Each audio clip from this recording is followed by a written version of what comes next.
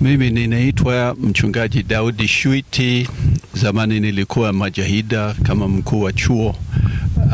Na nimeongoza msafara kutoka kanisa letu la Hawthorne Gospel Church Marekani, na tumefika kutembelea makanisa mapya upande wa Karatu hapa. Ninataka niseme kitu kimoja. Moja ni nimejifunza ukweli moja ambayo ni kweli kwa kila Mkristo. Kama ni wa China, kama ni wa Marekani, kama ni wa Tanzania hapa, na ni kwamba Mungu anapotuokoa hataki tu kwamba, sio kwamba anatafuta tu waamini. Kitu ambacho amri kuu ya Biblia anasema anatafuta wafuasi, wanafunzi wake. Na maana yake ni kwamba sisi binafsi tunahitaji kukua katika maisha yetu ya kiroho.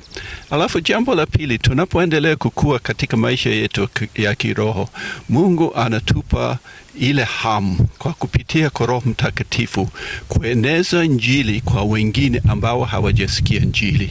Na ile ni nia yetu sasa katika safari yetu hapa. Sisi sote ni wa kanisa, na sisi tuna hamu sasa ya kuona wale ambao hawajafikiwa na Injili wajue ubora, utamu wa kufahamu Mungu na kuwa na uhusiano pamoja naye.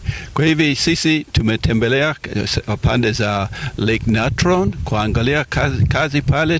Tumesaidia kujenga makanisa pamoja na nyumba za watumishi pale.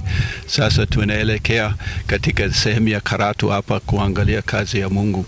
Na kwa kweli inatutia moyo sana kuona mara nyingine unapanda mbegu kidogo, alafu unakuta kwamba baada ya miaka 5 sasa mmea umeanza, alafu baada ya miaka 10 unakuta matunda yanaanza kuonekana.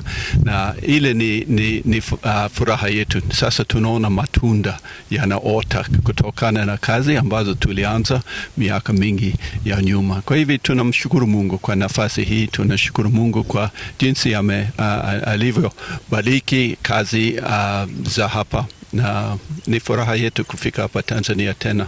Bwana awabariki. Asante.